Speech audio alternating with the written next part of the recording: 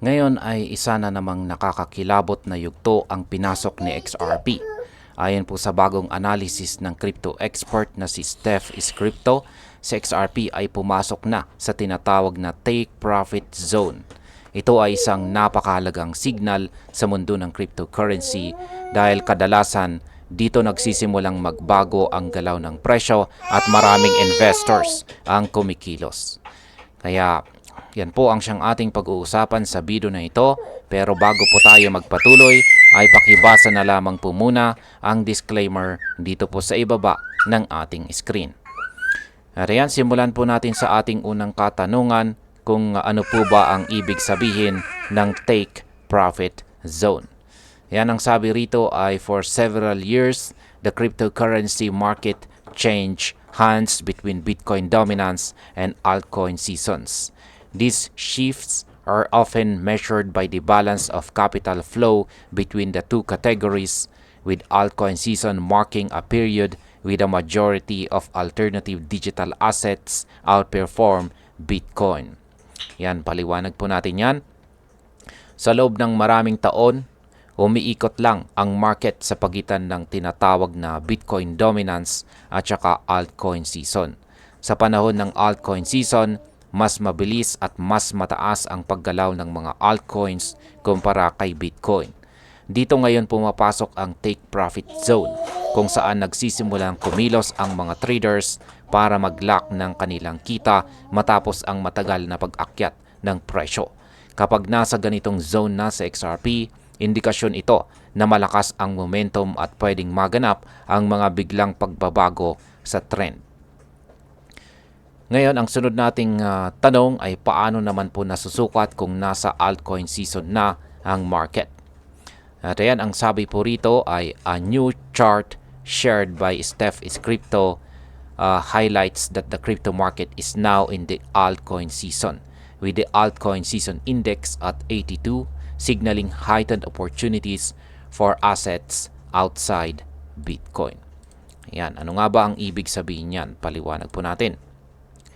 Ayon po kay Steph is Crypto ay nakapasok na ngayon ang market sa altcoin season dahil ang altcoin season index ay nasa value na 82. Kapag umabot po sa ganitong antas, ibig sabihin ay mas marami ng altcoins ang tumataas kumpara kay Bitcoin. Para sa atin, malinaw na positibong signal ito lalo na para kay XRP dahil mas nagiging malakas po siya sa panahon ng ganitong galaw ng market. Ang ganitong kondisyon ay madalas magbukas ng malaking oportunidad para sa mga traders na gustong makakuha ng mataas na returns. Ngayon ay paano naman po naka-align si XRP sa altcoin momentum?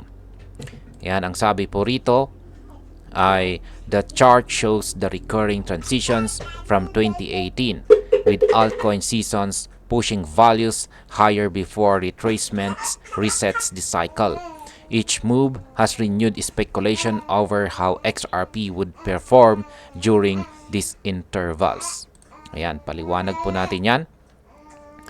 Mula pa noong taong 2018, ipinakita ng chart na tuwing may altcoin season, tumataas po ang presyo ng mga digital assets tulad ng XRP bago ito muling bumaba kapag nagtatapos ang cycle.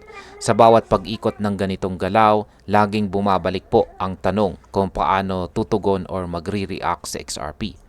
Sa ngayon, nakikita nating sumusunod po siya sa parehong pattern ng nakaraang altcoin seasons na nagdulot ng malalaking rally. Kung mauulit muli ito, posible tayong makakita ng isa pang matinding pagtaas ng presyo. Bakit naman po niya sinasabing nasa take profit zone na itong si XRP? Yan, ang sabi po rito ay this year, despite the asset facing a long period of challenges, it has tracked alongside the broader pattern. According to the chart, XRP is now in the take profit zone, a range where previous cycles delivered significant returns for investors. Ayan, ano nga ba ang ibig sabihin niyan? Kahit maraming hamon ang hinarap ni XRP nitong taon, nanatili siyang sumusunod sa pattern ng altcoin season. Ayon sa chart, nasa take profit zone na siya ngayon, kung saan noong mga nakaraang cycle ay dito nangyari ang malalaking kita para sa mga investors. Ibig sabihin, nakapasok po sa XRP sa antas na historically ay nagbubunga ng malalaking galaw sa market. Sa ganitong position, marami pong traders ang maaaring magsimulang magbenta para makuha ang kanilang kita. Pero may iba rin na naghihintay ng mas mataas na presyo bago kumilos. Ano naman po ang kahalagahan ng obserbasyong ito? Yan, ang sabi po rito ay Steph's observation reflects how the asset has reached a historically significant stage within the cycle. XRP has shown strength against Bitcoin this year, and the current shift from the Bitcoin season to altcoin season on the chart positions XRP firmly with another bullish phase. Ayan, paliwanag po natin kung ano ang ibig sabihin yan. Ayon po kay Steph, nasa isang makasaysayang yugto ngayon sa XRP. Ipinakita po ng data na mas matatag siya kumpara kay Bitcoin ngayong taon. Sa paglipat po ng market mula sa Bitcoin season papunta sa altcoin season, napakalinaw na pumapabor ang trend kay XRP. Ang ganitong transition ay madalas na nagdadala ng bullish momentum na maaaring magtulak sa kanyang presyo pataas. Kapag nagpatuloy po ang ganitong pattern, posibleng makamit ni XRP ang isa sa pinakamalalakas niyang pag-akyat sa kasaysayan. Ano naman po ang ibig sabihin ng take profit zone sa mga holders? Yan, ang sabi po rito ay the marked take profit zone on the chart suggests an environment where XRP holders may consider securing gains after extended accumulations. Historically, these points often represented the culmination of upward momentum within the altcoin season before corrections followed. Ayan, paliwanag po natin yan. Ang take profit zone ay karaniwang yugto kung saan ang mga matagal nang nag-hold ay nagsisimulang magbenta para makuha ang kanilang kita. Sa nakarang mga cycle, dito madalas natatapos ang matinding pagtaas bago magsimula ang correction. Ibig sabihin kung nasa ganitong zone na sa XRP, maaaring magkaroon ng short-term na pagbaba pagkatapos ng malakas na rally. Pero kung malakas po ang demand, maaaring magpatuloy pa rin ang pag-akyat bago mangyari ang retracement. Para sa market na ito ay sinyales ng heightened activity na pwedeng magdala ng volatility sa presyo. Gaano naman po kataas ang pwedeng abutin ni XRP ngayong altcoin season? Yan, ang sabi po rito ay while not a guarantee of identical outcomes, experts have predicted that a $10 could become XRP's base price for the altcoin season, and the repeated alignment of the digital asset with this pattern adds weight to the current positioning. Ano nga ba ang ibig sabihin niyan? Kaya paliwanag po natin. Bagaman walang kasiguruhan, maraming eksperto ang nagsasabing posibleng ang presyong $10 ang base price na XRP sa kasalukuyang altcoin season.